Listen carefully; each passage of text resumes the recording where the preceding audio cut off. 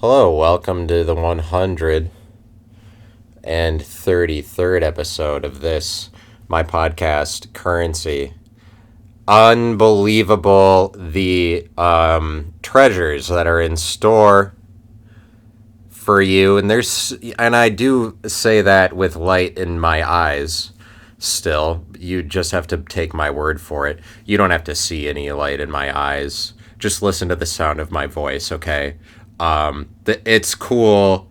It's cool to be me. It's cool to be here, alone in my room, talking for an hour, entertaining mostly myself for very many hours, in successive weeks. Sometimes not even successive weeks. Sometimes just like a long gap, and then I come back, and then here I am. Then I come back again. It should really. Fuck, my neighbors are making noise. Fucking bitches. Jeez. Don't they know that I'm in here making my podcast and I am not to be distracted at all? Let me shit out all of the examples that my gay little mind has cooked up for you since I last saw you last. That's the introduction to this next hour that you are about to witness. Are you about to witness an hour of entertainment? Yeah, you are the best entertainment in the world. The best hour's worth of entertainment in the entire world, or at least it has to be something like that, because I don't have that much else, or at least I have to. That's what it is to me. To make up for the fact that I don't have a lot of skills besides talking for an hour, but I'm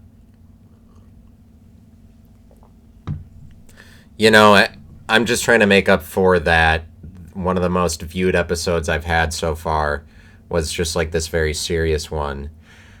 Let me correct some things I said in that last episode, because when I go and edit it, I hear it. I hear what I say, and I'll tell you what, it's torture, because no, it's not. It's fine. Look, I'm doing fine. People love me, not really. People don't. People don't necessarily love me. But anyways, I wanted to say that. I mean, they try to love me, but I am more logical than they are, and that's the problem that I face. That's the problem that a number of people face in society. You might criticize somebody who thinks a lot as like, oh, they just think a lot. Like, let me explain what I'm saying. Like, I find that I'm choosing logic over love in my life, and that is the description that I recently came up with for it. But people on the outside looking in, they wouldn't use the word logic. They would say, like, you think a lot. And it's like logic. The reason what I'm saying is significant is because logic can take you out of the bounds of your comfort zone. Like, logic can take you really far. Like, you would think that reason would be something that would stay in the realm of certainty. It would be something that keeps you safe, like logic. But what I'm saying is that logic takes me to extremes, especially in the ways that it caused me to interpret religion. It's taking me to some extremes that I am not comfortable with, and I was going to go in a different direction for this next episode, but I can't do that. A number of things have happened in my life, and now I have to take a different path forward than what I was originally planning, and so not that that's terribly important, because like whatever that I was going to say, I have plenty of opportunities to record something I'm not saying in the future, something I'm not saying now. I have plenty of hours in the future that I have an opportunity to record it, given that I keep recording myself for an hour. But I even have more opportunities than the ones that I'm going to get, seeing as that all of the hours I could record myself that I don't, because there's like 168 hours in a week or something like that. I think that that's the figure off the top of my head, is that is 168 hours in 1 week. And just, I hate to give away secrets like that. It's not really a secret. It's just something that you probably weren't thinking about. But what I'm saying is it a secret if it's something that nobody is thinking about, but is some piece of knowledge that exists as knowledge somewhere? If a tree falls in a forest, no. No. If a tree falls in a forest, fuck that. Forget about it. Look, if a tree falls in a forest, does it? It doesn't do. It doesn't. No, it doesn't fall in a forest. It's there. Once you see it, then that's the Matrix has loaded a fallen tree in front of you. It didn't even fall. If a tree falls in the forest, fuck that tree. Should have been sturdier. I guess it wasn't a strong Christian man of a tree.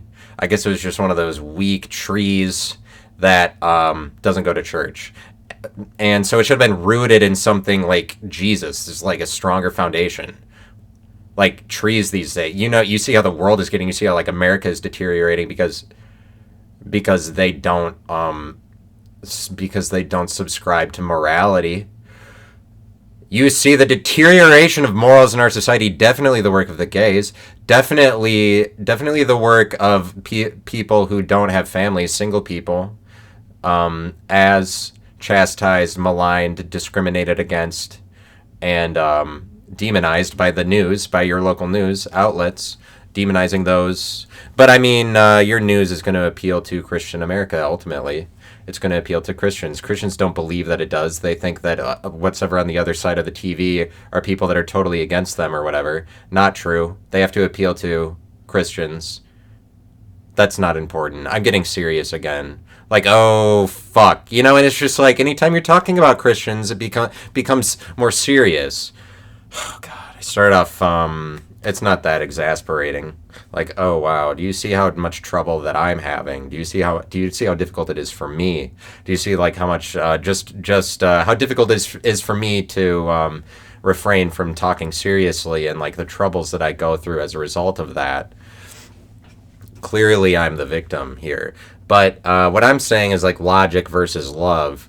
And logic versus love versus logic. What I'm saying is the determination that I made just yesterday is that there is a sort of polar opposition between love and logic.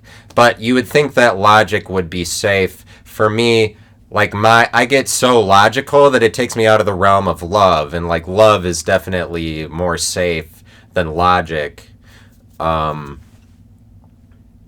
Because it's so loving and communal, like people supporting you.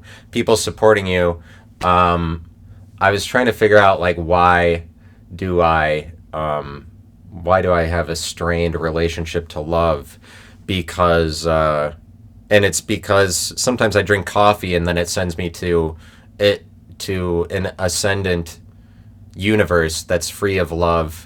And I forget what love is. I forget what assistance is. I forget what help is. You can't help me in the world I transcend to when I drink coffee, and it sends me into a world of very many logical thoughts.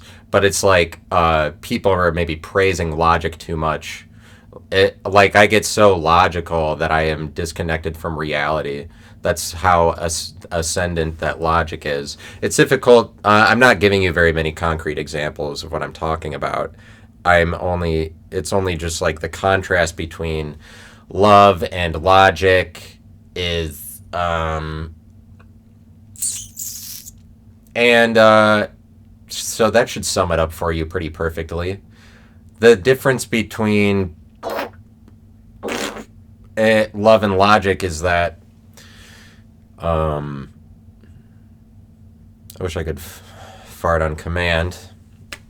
But I can't. But I can't, pun intended. Pun ben intendi. It's like a baseball player. But anyway, it's just that the thing is that it's fine. It's cool. It's things are casual in my life. What I was saying is that I wanted to correct some things that I said in the previous episode. But that Benintendi, what's his last?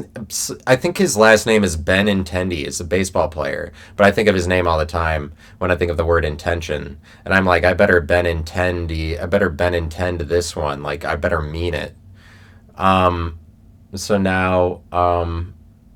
now you can think of it too. That was a very worthless. No, no, no, no, no. It wasn't worthless. But so what I was I want to correct something I said in the last episode, which is that about Christians and how they respect me. Um, because I was saying, like, well, the kind of criticism I like is criticism where you respect me also. And let me explain what I mean, because that just sounds kind of ridiculous. I think it's really more the case that Christian people do not respect me, and that's fine. It's really fine anytime somebody doesn't respect you, because respect because if somebody respect is this active thing, and so it's an activity, and so if somebody's not respecting you, they're right is really a better way of putting it. If somebody's not respecting you, they're right because you didn't do enough to make them respect you, apparently. Because it's not, respect is kind of worthless if it's something that you're talking about. Or it's like, kind of, yeah, it's kind of ridiculous if you're like, you should respect me. I guess teachers in classrooms have to go into it like that, so that's why it would be hard to be a teacher. Because you have to go in being like, well, you have to respect me. Like, asking someone for respect without necessarily having done anything to get the respect. But if somebody doesn't respect you, they're right because then they just didn't respect you enough. You didn't do enough to make them respect you. And what I mean about Christians not respecting me ultimately is just that, like, they don't give me credit for all of the years that I put in. At the point that I leave the church,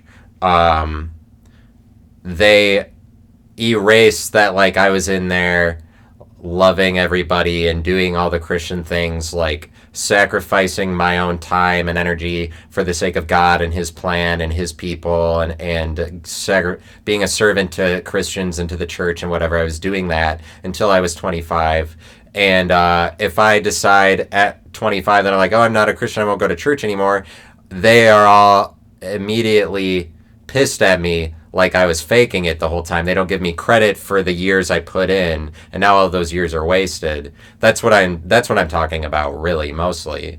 Because they're like very relevant, and they're like, only you have to be the Christian every single minute in order for us to recognize you now. So like your sacrifices are worthless if you decide to leave, because this was an all or nothing thing. You had to believe that the world doesn't matter for your entire life in this world.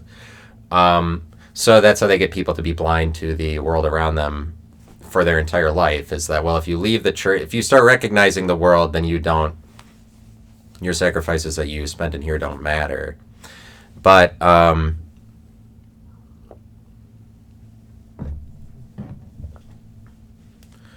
sacrifices that you spent in here don't matter. Let me just be genuine. Love, I wish that love had captured me more than it did. But because I think that love, when it becomes cynical, love turns cynical when you put too many expectations on it.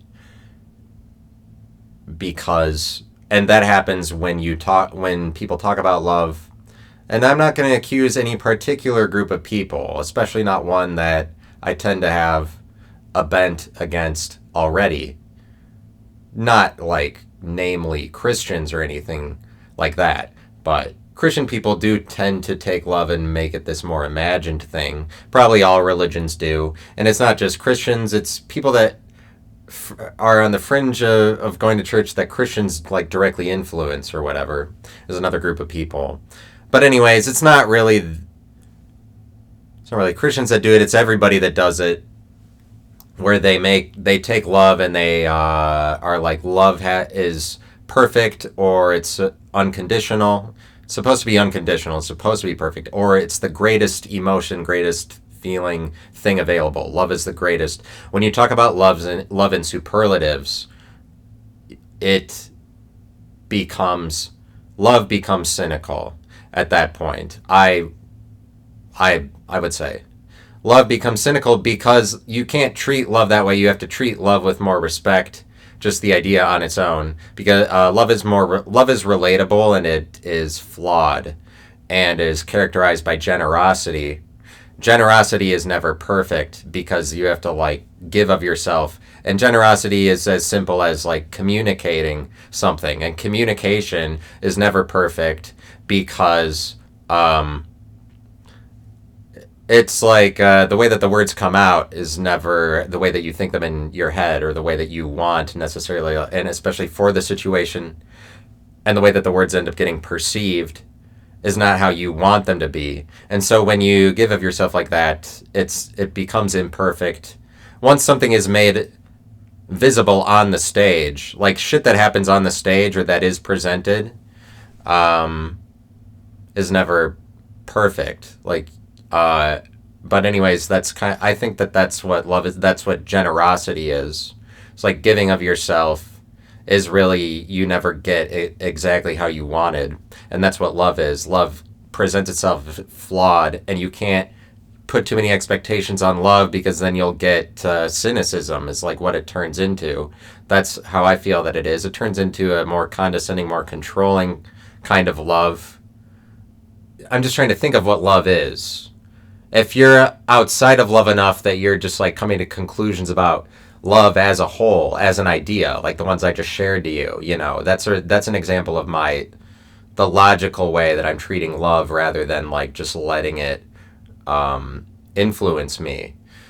I get too logical, then I get outside of it, and I'm treating it as an object, which is just like difficult to get to that place about love. It's really like generally disrespectful to view love as an object, because of how many people are affected by it, deeply affected by it in the world. Like, it's how relational that love is. If you're not letting it be relational to you, that's kind of disrespectful to the idea of love. If I'm like outside of it, I'm like, oh. But so as long as I talk about Jesus, and so I feel as though I'm two different people, and it has something to do with maybe that I did believe literally that I was born again until I was 25. Take that as whatever you want. In the previous episode, which people actually watched, and I think that it's probably maybe a lot of my comedian friends that got wind of that I have a podcast for the first time, because I posted 2 consecutive episodes on Facebook, and now and then finally people are like, oh, I guess he's taking this seriously. That's all that I had to do. But I'm just kind of a bitch, and I'm afraid of social media, and I'm trying to get better as a person, and this is helping me overcoming my fears of social media. Now I feel I'm finally in a position where I can put all of my episodes on Facebook, and it wasn't like that for me before. I was more scared, but now once I put it on social media twice in a row, people are like, oh, I guess maybe we'll watch it, since I guess he's taking it seriously. Because I want that notoriety, I want the buzz, I want the fame. I'm just like making money moves endlessly. The moves I'm moving money to sometimes to different cryptocurrencies. Money, that's one of the money moves that I make. I sold some shoes on Goat. Money moves. I have a microphone up for sale on the music equipment selling website. Starts with an R, I think. Reverb, or maybe. Now I'm just throwing out music terms to pretend to be knowledgeable, to sound as if I was knowledgeable. This is You will not regret this. You will not regret the time that you're spending listening. And most certainly, but like, what else are you gonna do? So you're stuck here. No, that's not what it is. But so what I was saying is that split into two people as a result of being born again. One of the people is this Christian extremist, serious guy who wants blood, because one of the people I was born... It's like, I was born again, and as dorky as that term sounds, as stupid as it sounds, I know the last episode I'm like, I believed... The Christians told me a lie, and I believed it for very many years. What a victim that I am.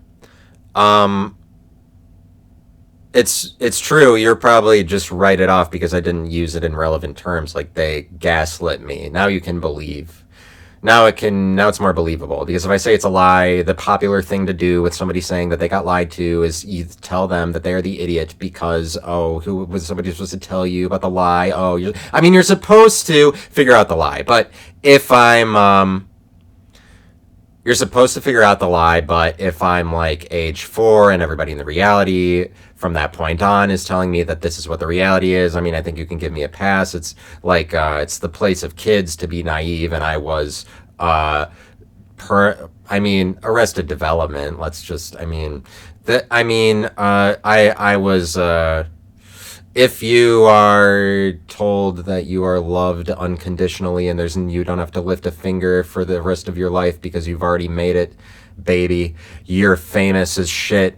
It's like being a child star. You already made it. The most glorious heavenly kingdom famous family that could ever have existed across anybody's imagination has already chosen you, picked you out very specially to be one of their children, and you are loved unconditionally until the day that you die. There's nothing you have to do. If people tell you that is unequivocally true when you're 4, that should be illegal, because what are you trying to do? Permanently stunt people's ambitions? But because love is scary like that, if you are taking it out of its physical context and making it this imagined thing, which Christians like to do, like imagined love that's talked about, when love, I think, really is just physical. Is, at the end of the day, that is like really the only thing that you can define it to be. Because when you make it this thing that is talked about, then you're like, it might become cynical, because you're getting into the business of just like using it as a tool to control people, and that's when you're making it into superlatives, like try to overcome love, try to overcome love this perfect, that a God that is omnipotent and better than you in every way has decided to love you unconditionally. That's very cynical. That's not love, that's cynicism, because it's a joke, because that's not real, because, I'd love to know what that love actually is, besides just a thought in my brain, besides just a sentence that you said to me. It's not like a sentence isn't very loving. Putting sentences together regarding love is very disrespectful to love. Does not treat love the right way, because love is kind of flawed and maybe sensitive. It's just that I believe that I was born again, but in Christian circles, at some point they didn't even like that term, and so they tried to phase it out. But for various reasons, I always thought that it was a good term. When I was in the church, I believed it. I thought, like, oh yeah, that perfectly describes what happened to me. I was born again as this new person, and the person I was before is that's the evil flesh that I'm supposed to actively be denying. Okay. But anyway, once I stopped being a Christian, then the original guy came back, and he wasn't all that happy about it. And so it's really like, in some senses, I was split into two people, if you, as far as you believe what I'm saying. And it is a matter of belief, this splitting into two or whatever. I mean, that's what they intended. It's just like I reap the consequences of this weird term that even the church was like skeptical about. It's like, oh, you don't want to give people the wrong idea or whatever. I'm somebody who got the wrong idea and then became two people. And even to this day, I'm sort of like two people. But it's like the guy that I was born as originally. He just got screwed over while I was in the church. He didn't get a say like until I was 25 and just snapped out of it. And then that guy came back and he's just kind of like, well, shit's got to change. And so now, and that guy is just kind of like is just this child. And so I was masking that guy for all of these years, being born again as the new person. And then, the child came back and now he just kind of gets to do whatever he wants. Like, I'm this pastoral adult that drags that child, the second person that I am. I'm like a pastoral adult and a child, and the child gets to do whatever now. I granted the right, we came to the consensus within myself, at least two people, maybe more, came to the consensus that the kid gets to decide. I don't know. It's probably unfair to be like, that's a child. That's not true. I'm two adults, but split into two. Like, basically the other guy that I was born as to begin with, now that he's back, he's a little bit angry about the entire thing, and he is just kind of evil. He's evil and wants blood, but so I'm trying to integrate him into the entire one person that I am, so that things become more mild and casual for me. But so that's fun when when the result is that you're two people, but basically, but I mean, benefit from me being a genuine two-sided now in this moment. Don't stigmatize it. Don't be like, oh, that's for your therapist, That's a bunch of fucking bullshit that the therapists get all the credit for the two-sideds in the world. Because it's rare to get somebody who is two-sided and then they're actually like come forward speaking as two people, or be like, oh yeah, this person and this person, because it's supposed to be like, oh, everybody's two people or whatever. It's like, that's in everyone. Some people are more two people than others, should realize. And it's just that therapy, as far as I see it, is like,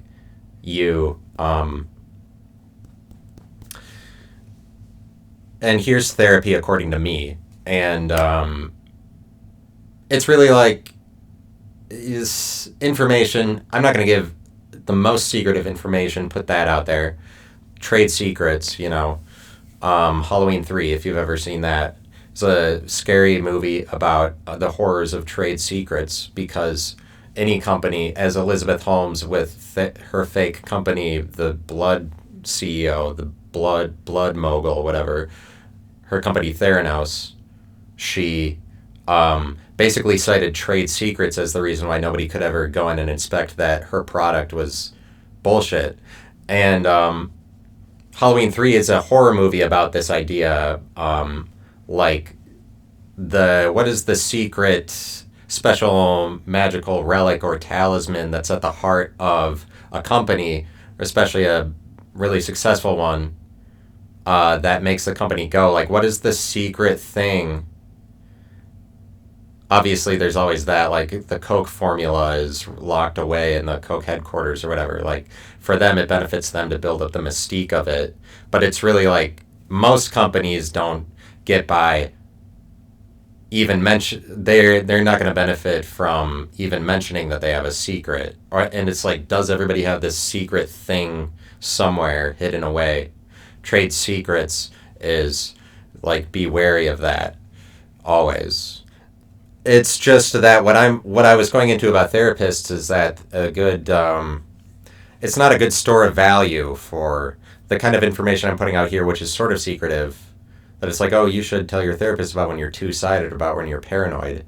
That kind of stuff should be on the internet, and I do that because I'm ahead of my time, because I realize that this semi-secretive information, therapist is not a good store of value for that, because it'll die with the therapist. People want you to just um, people want you to just whatever all of your info into a therapist, just like, and then it dies with them, and it doesn't, all of those secrets die with them. So I don't know how therapists even cope with all of that, having to be responsible for the death of that many people's stories and secrets and stuff like that. uh it's really like, if you record it, then that is, visibility is very materializing like that. It's just like, if you I'm materializing these things rather than casting them into the emptiness, into the abyss. It's you make more money generally, I mean, over time, if you're like materialize it. And what I'm saying is, the kind of stuff that therapists hear, a better store of value for that is if you record it and tell it to literally everybody. But I mean, whoever it is in the world whoever wants things to be more secretive, probably like people who go to church, or I mean, I don't know, anyone who wants things to be more secretive, they promote that you gotta share your secrets in a secret way with a single person. I mean, it's regarded as a lot more unhealthy if I'm like, here, the entire world should hear this, but it's really more, I would say it's more communicative and responsible that I would share this example that other people, because then everybody can benefit from the example of me being a genuine two-sided. And but it's like, people don't want to believe that. They're like, if you really are more like that, because like, giving a voice to, it just definitely complicates things. People want things to be more simplistic. Go to a therapist, get some abandonment issues, whatever. I mean, if you get some abandonment issue, I mean, there's a lot of mental illness that we don't want to hear about anyway. I get that. It's not like everybody should be talking about their mental illness, because I mean, you don't want to make it your identity. But if it's something unique that you have over other people for like a competitive advantage, maybe that's why I did literally believe I was born again. I'm like, one day, my naiveness will pay off for me. And it's not really naive, it's just idiocy. It's idiocy to take words that literally. But I mean, you know, like, born again, I'm like, oh yeah, that's literally what happened. I was born as a second person. That's idiocy when you take words very literally like that. But like, abandonment issues are fun for the whole family. Who doesn't want some abandonment? If you have some, give them to somebody else. Like, share. Don't give it to yourself. It's not for you. Your abandonment issues aren't just for you. They're for everyone. That's what I'm saying. But it's like, a lot of people, it's just such a bore when they bring up their mental illness for like that's their identity. So I mean, some people would be better telling it to a therapist than onto the internet. I mean, whatever floats your catamaran, whatever floats your pontoon, whatever floats your yacht is good for the gander, is best for get more bang for your buck, for your bills off of the geese, for the bills off the ducks, versus the gander over the goose.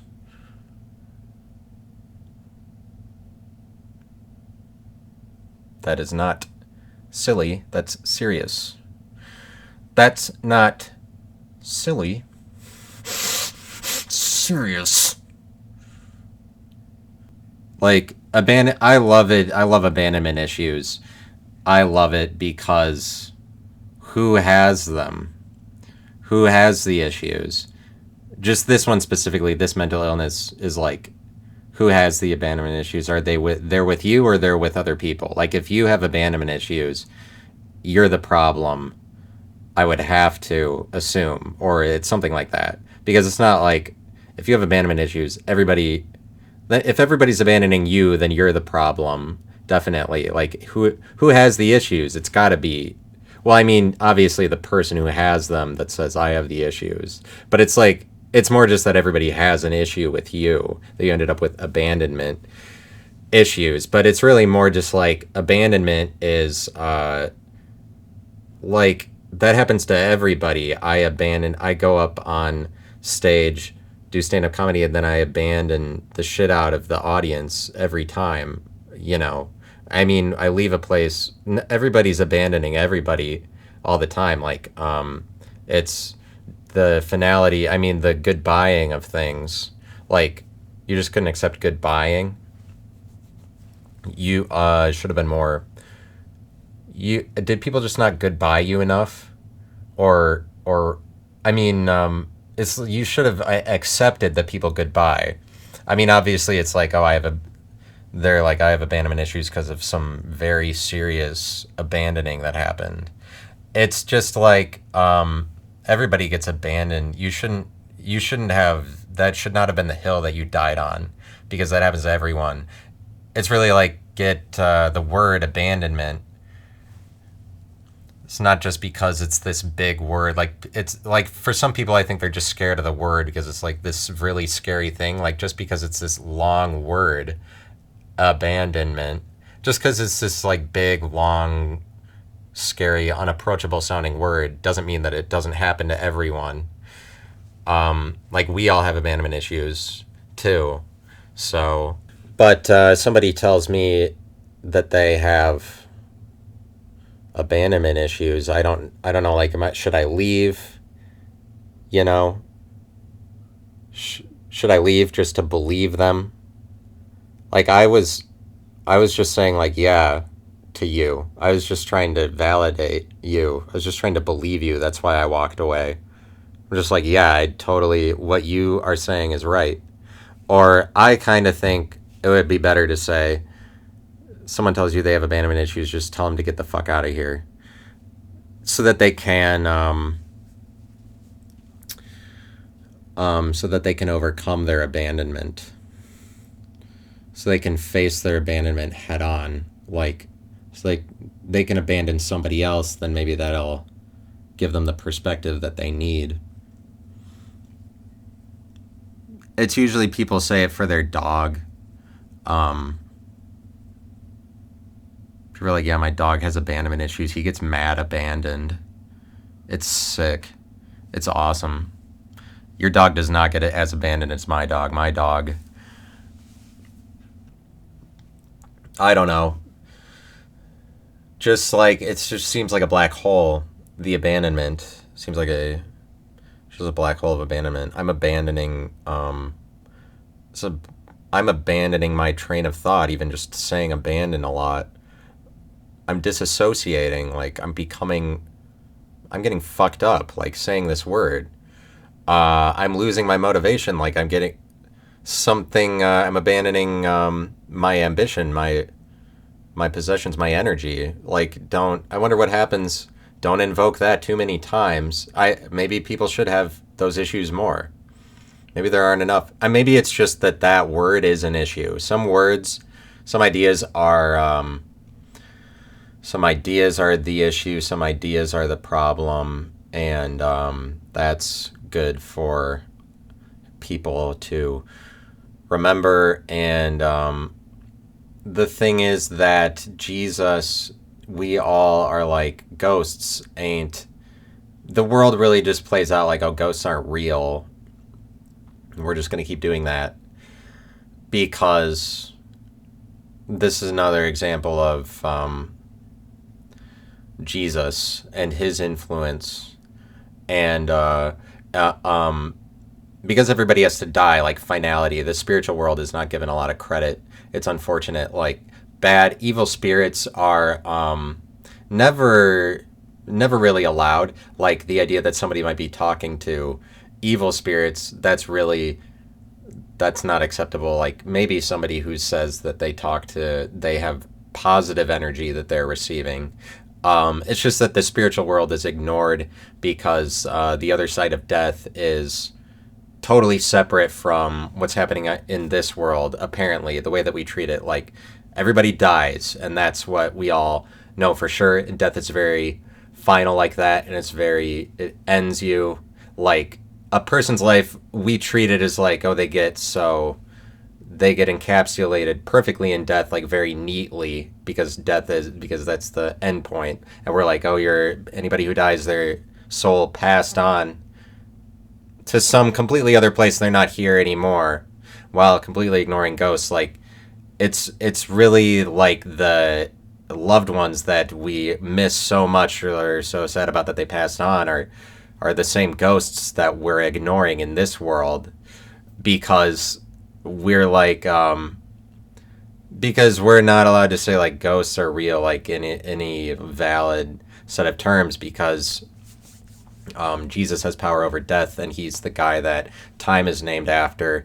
And like we keep counting his years. He keeps living because he defeated death. That's what he is the god of. He's the god of defeating death. And what comes with that, a world that really actively celebrates this. The world does, by counting his years. They actively practice and celebrate Jesus being the god of defeating death, by saying that ghosts aren't real, that just like doesn't fit in with the story ultimately.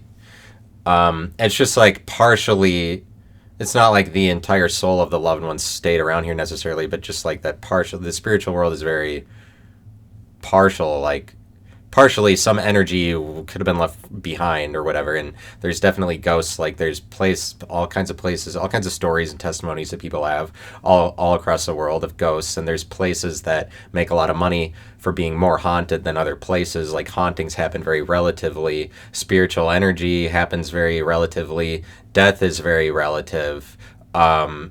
I mean, it's so much more relative than we give it credit for, but we have to make it like death is very final, so that a person's life can be neatly bookended, began and ended. Like absolutely, like you get to view the person as an object after they're dead, because Jesus has to defeat every single person in competition, in battle, and so like when he lives longer than everybody else, that proves that he definitely beat the person, as long as we're not treating death relative in any way. And I'm saying like death is it's a lot more relative than we give it credit for, and the spiritual world is more active, right, than people give it credit for. And it's not like, I mean, the church recognizes this. There's people in the church and outside of it, whatever, that would say like it's not like a church thing that they don't believe in spirits, but it's like it's a result of the way that things need to be organized. Ultimately, it's not like, it cannot be part of the popular story that we all believe ghosts are real. Ultimately, the mainstream is going to make it that those are always in the periphery, and the people that believe in them are like conspiracy theorists more than that they're like the real thing. You know, ghosts are never like treated as the real thing. They're only ever in an undefinable, uncertain realm. So, I mean, obviously, what's on the other side of death, but because we make the dividing line so absolute, I just think that that's not appropriate. It's just like even darker words like oppression or castration or murder. I don't know. You're not gonna like, people will be like, that is not moral, that is not part of the integrity of a social gathering to talk about murder. Really, like people will be like, it's not really moral to talk about darker things, but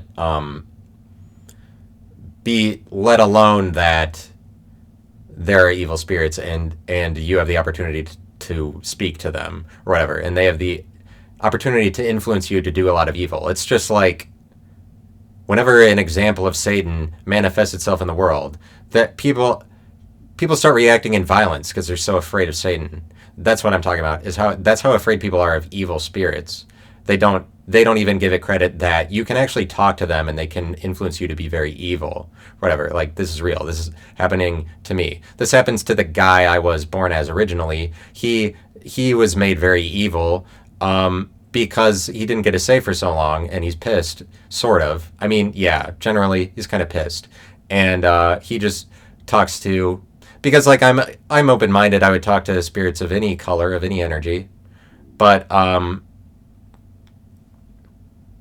I'm open-minded enough that the spirits that the world is maligning, they're actively discrediting and saying barely exist. And if an example of evil manifests itself, like that eulogy, that effigy of Satan that they put in the Iowa courthouse, some Christian will come along and like take it seriously, like think that they have to decapitate it. They respond in violence, like over a single statue of Satan, one. Versus how many statues of Jesus are there in the world? You know, there aren't any statues of like God. So maybe that's where they're coming from.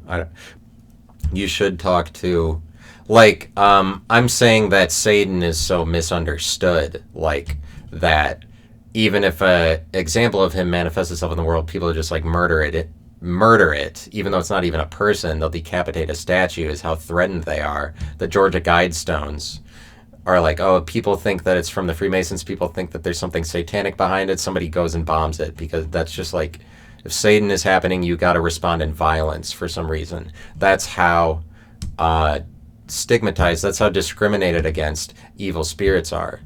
And it's really like, they're not that much worse than anything else. They're just like, people hate evil. Like, show a little love to evil. And I mean, what is it that, why are people so all about love, and then they only have love for, I mean, love is kind of moral. Love is moral and binding. It brings people together. There's no place for loving evil, because evil is too disintegrated. It's too separated out into different instances. It's not moral. Evil is not moral.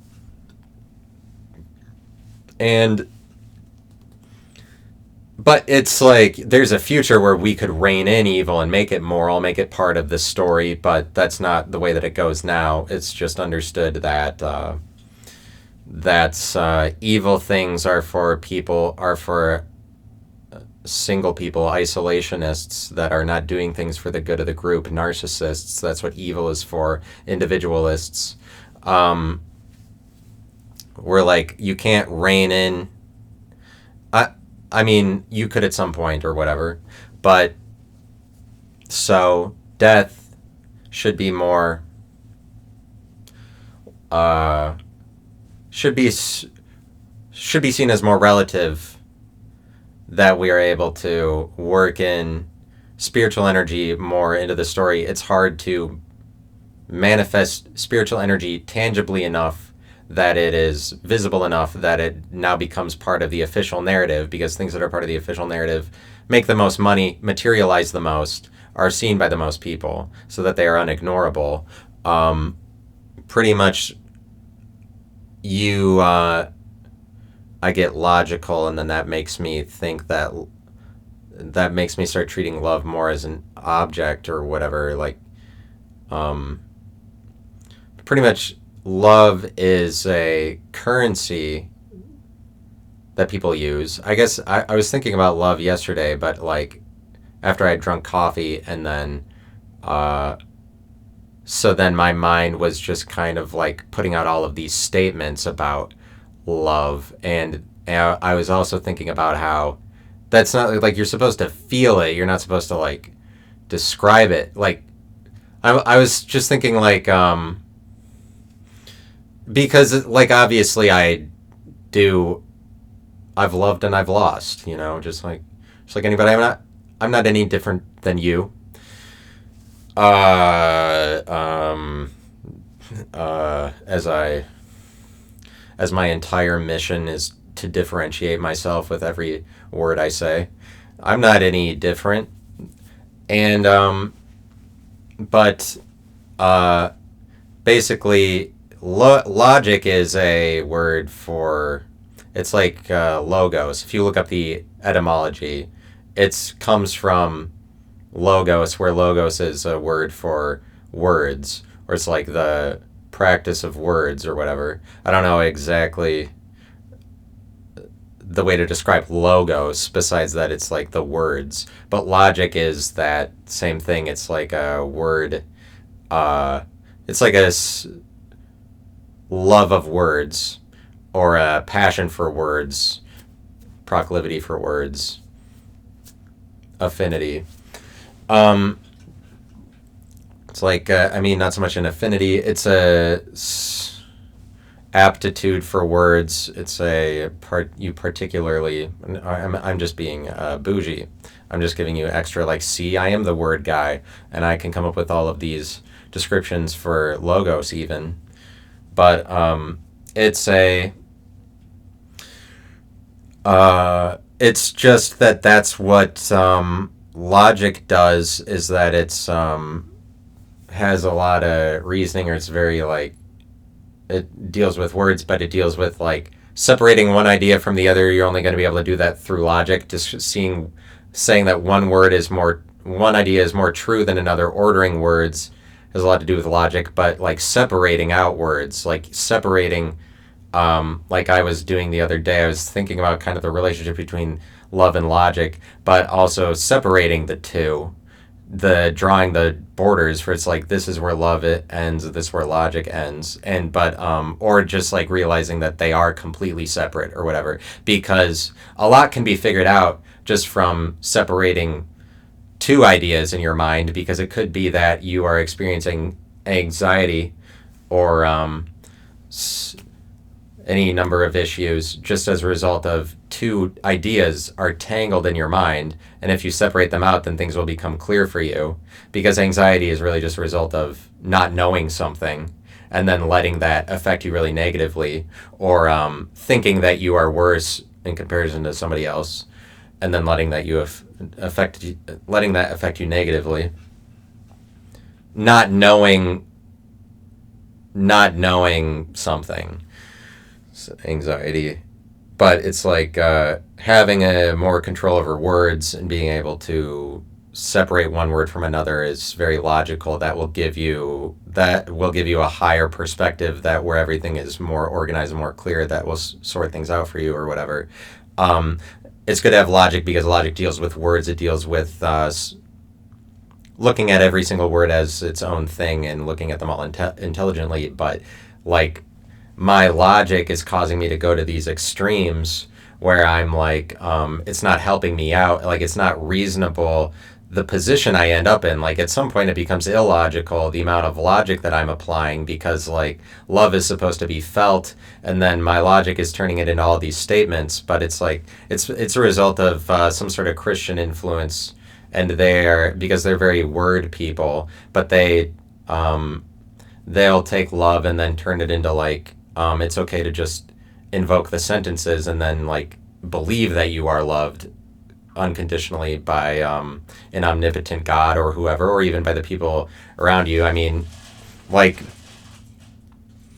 they'll take love and turn it into statements. But it's like, the other day I was like,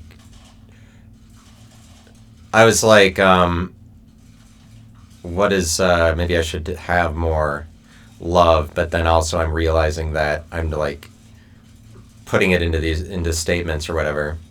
But it's like, it's for everybody, I realize, or it's like, it's a big enough idea.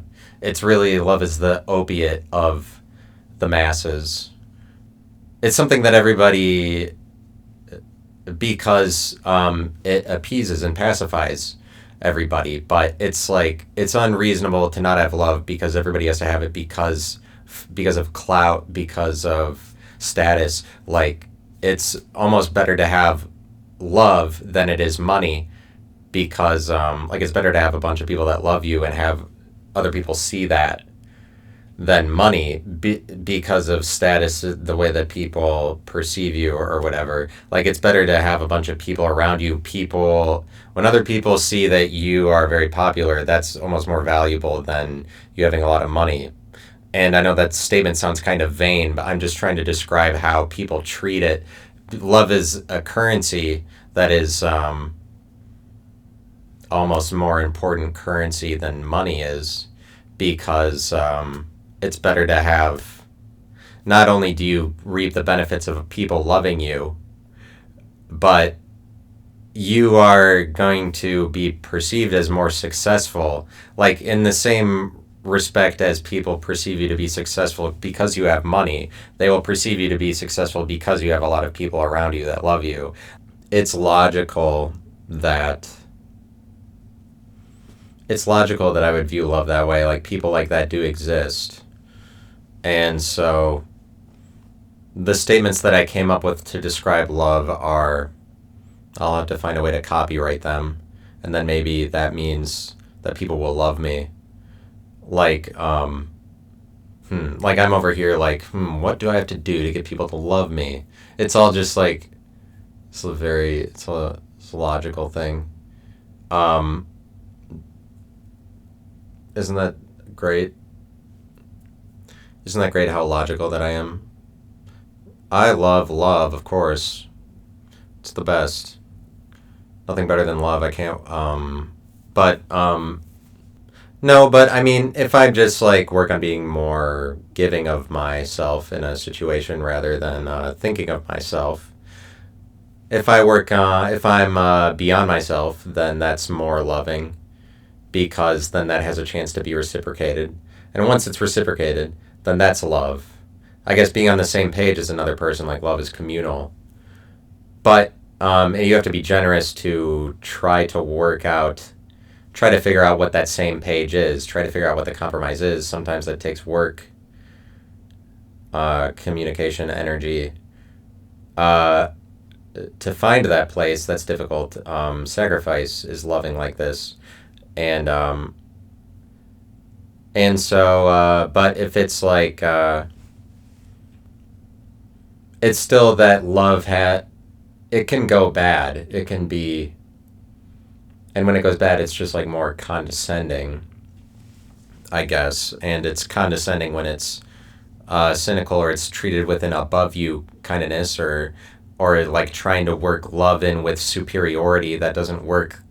That things get fucked up when that happens. That's disrespectful to love. When you try to make it this like condescending thing, when it's actually more a even, everybody's on the same page kind of thing, when you try to make it a competitive thing, I don't know. I mean, love can be competitive. Like hate is kind of like love for some people, including myself. Hate, I mean, whatever. It's complex, but logically speaking, I have given a number of descriptions of it in words, and words have happened. Words have occurred today, and it was my pleasure to it was my pleasure. I pleasured myself to sharing these words with you. I hope you don't mind. I hope that's not weird for you, but it's all logic. It's just I guess that would be love, but me pleasuring myself to sharing my statements with the internet, that's just love. That's just one big happy family or something. That's what I call this. That's what this podcast should be called. One big happy family. It's a cult, kind of like Crystalia. That's my family. Anyway, Families are great. But anyway, goodbye for now. Episodes more later on. Bye.